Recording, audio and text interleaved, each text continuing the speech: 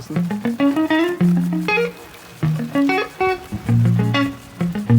Ah, Mr.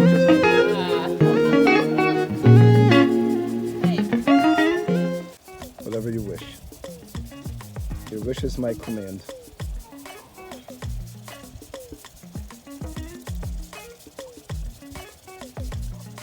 There we go. A mini zucchini. So we eat a small one then. Okay.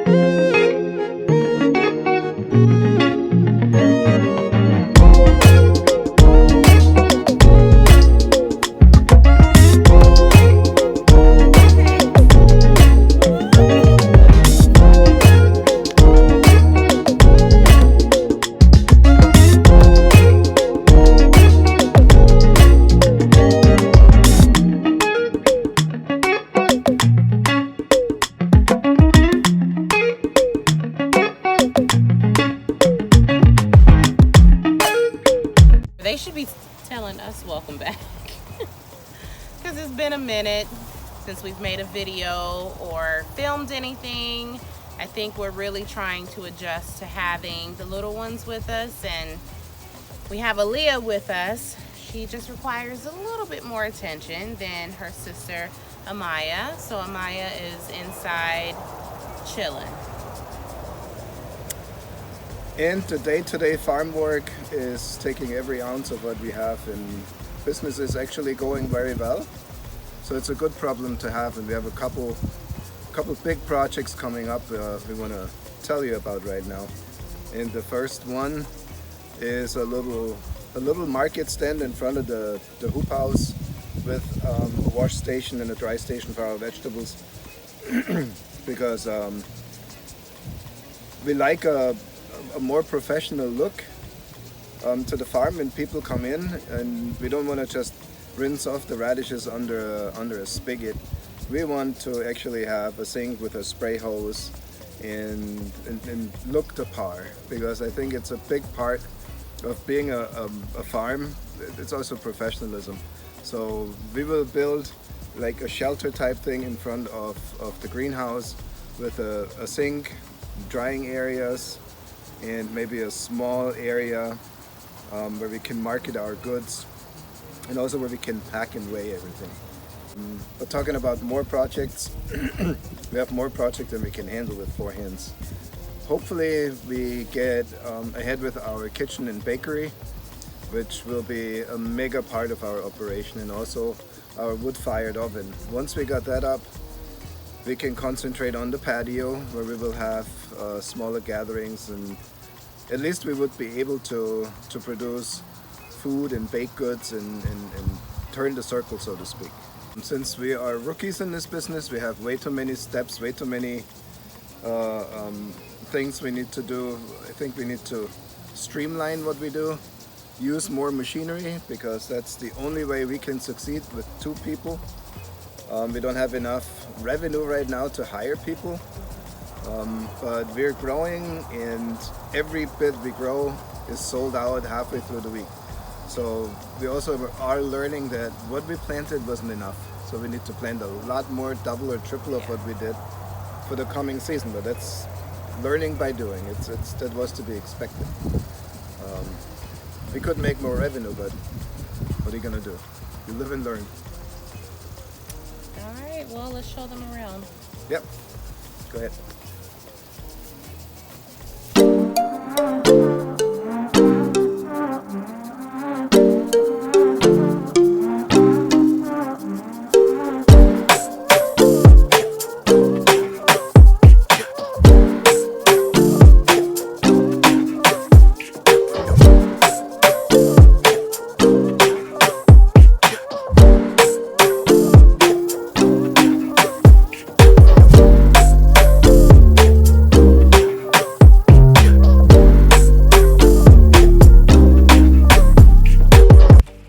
Doing what I do best, shuffling sprinklers.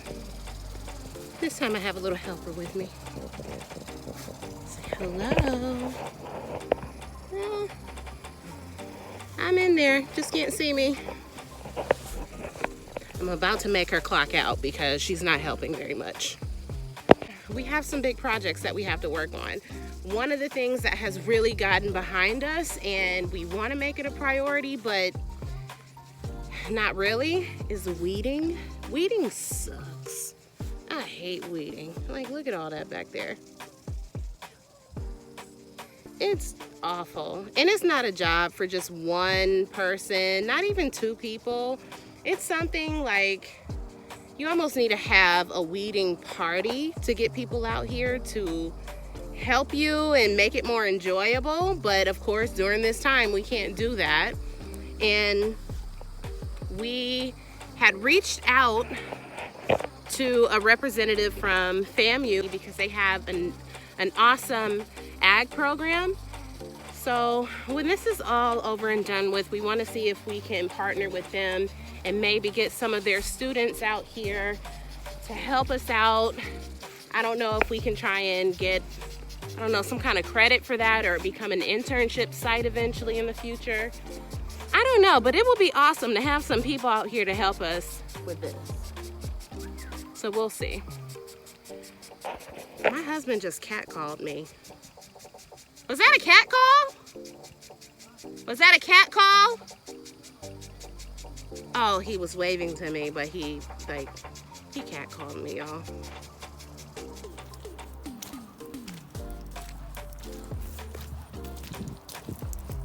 Until we get all of our irrigation set up, this is what we've resorted to. Hand watering. The entire farm, hand watering. We've been fortunate enough to work with a fellow farmer who lives about a mile down the road. She has her own grocery delivery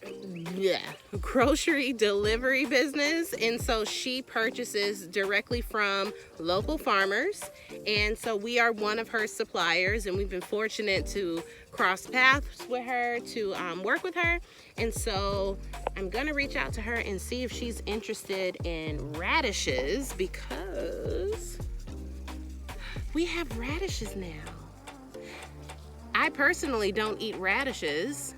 I can't stomach the taste of them, but a lot of people can. And these are pretty. They're a really pretty purple color. You can't see too well behind the dirt, but let me clean it up and get a nice shot of this. I wish I liked radishes. It's so pretty, but I don't. So over here we planted 2 larger beds of wildflowers. We wanted to attract pollinators, bees, bumblebees. Look, there's one right there. Which there are tons of them anyways. And walking through our zucchini field in the morning, you can just hear all the buzz and everything going on. So it's very, very awesome that we got that many here. Yeah. And we also want to distract the butterflies from our crop to the wildflowers. More so the army moths. Yeah. The white ones that are really pretty, those little things are killing us. Yep. And it looks nice. It's beautiful. While we walk through, you can tell we're behind on weeding, which we will never get done, but it's also a sign that we're an organic style farm. We're not certified organic and probably won't be, but you never know. We just aren't right now. We hand weed and we have, let me see, 1, 2, 3, 4, 5, 6, 7, 8, 9, 10, 11, 12, 50 by 100 beds. And that's quite the chore. And we have 6 more 50 by 100 beds that we're trying to open up for fall and for the pumpkins and everything. So over here we have our onions and garlic. We planted our first crop we planted about 2,500 garlic and 2,500 onions. And right now they're summer onions starting to form a nice belly, but people buy them left and right. So I don't know if we even get any of them to mature. Right, have any to harvest in the fall. But that's fine. Whatever we can sell, we sell. We have another 30 pounds of onions that need to go into the ground. So that's another, I don't know how many days of work. But the plan is, if you see, we have our onions here and the garlic is right next to it. They don't necessarily need to be watered as much as the squash and the zucchini.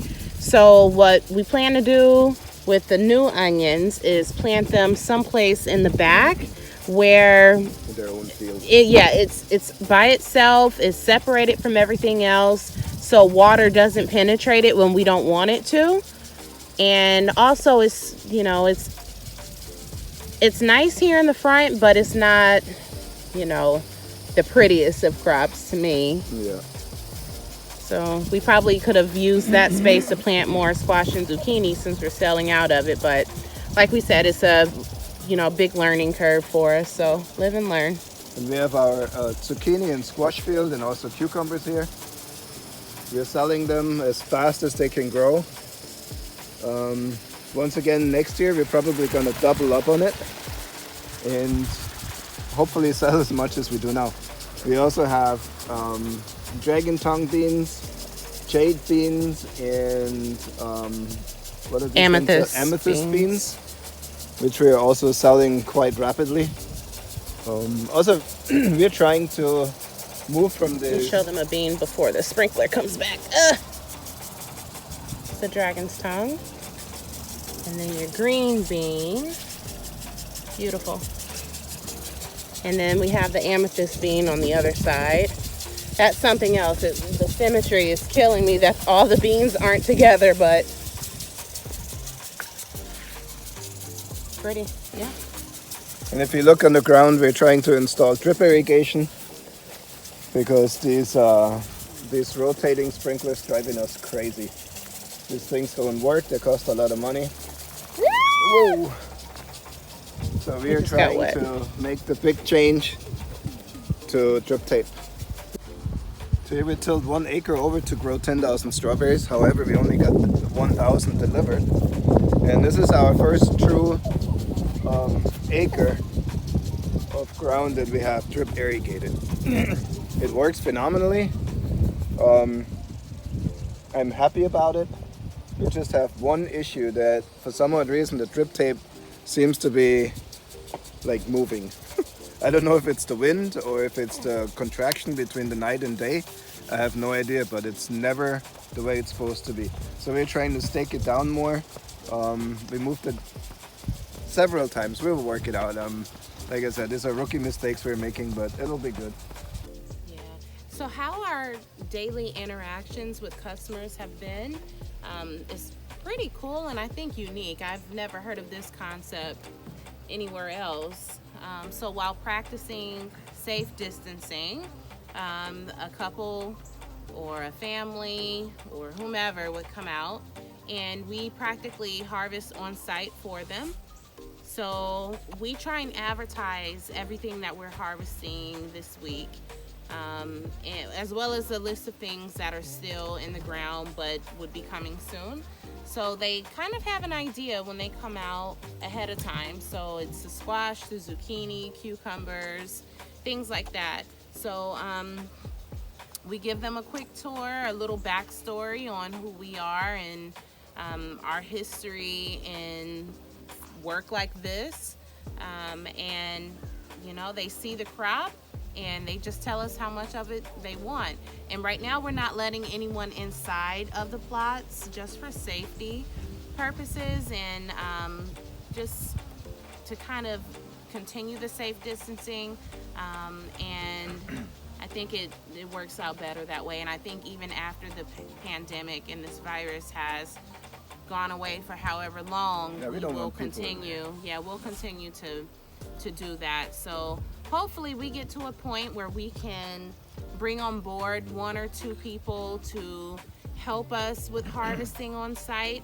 I think our customers like that concept, but in addition to harvesting on site, you can also place an order in advance, and our website should be up and running very shortly and they can place an order online. We get the order. along with their arrival time, and we'll have it ready for them. One lady, she was almost offended that we're having fresh vegetables and that she has to wait for us to pick. But she was Have to laugh. one. So Yeah, that was all the other ones are amazing people, repeat customers. People that we would love to hang out with when we clock out. Sooner or later, once this virus thing is over, I'm pretty sure we will with some of them. But we have people that just offer help when they come with websites, with advertising, and it's just absolutely amazing what our people offer us. Yeah, and they want to help us. They want to see us succeed. So that's rewarding more than anything. Yeah. And we're absolutely happy and blessed that we have these people in our lives. And it's just struck forward. Yeah. Yeah. You have something you want to add? Agu. We should get Amaya out here. Amaya will have a whole conversation. Our girls are 11 weeks today. And so far they're doing very well. Ooh. The bee hotels have been taken over. Oh, can you get one? Let's show them. We bought some little ones, however, we're going to build some larger ones too. Where I come from, they're called insect hotels, but here I guess they're specifying bee and butterfly. This one's from Costco. Yeah, so really cool. Because we have a ton of bees and butterflies on the property, we want to just give them a safe place to, I don't know, do what they do. But I think the intention of this is to be able to keep bees in the wintertime and give them a place to do what they do in the cold. This is for wild bees, not so much for honeybees, but a wild bee is also a pollinator that we need. How do you know that? Because I educated myself on that a long time ago. Did it say that on the box? I don't need to read the box because I know. Okay, so. I think he just made that up. He's such a know-it-all. Yeah, that's the problem with somebody that likes to read and figure out what's going on before he talks about it. What a concept.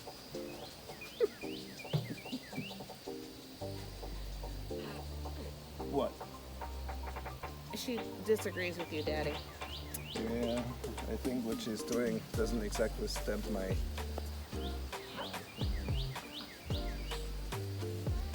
buy.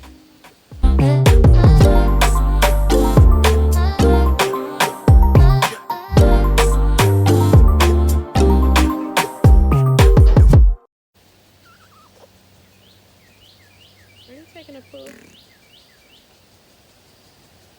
think she's taking a poo. I know that's what I said.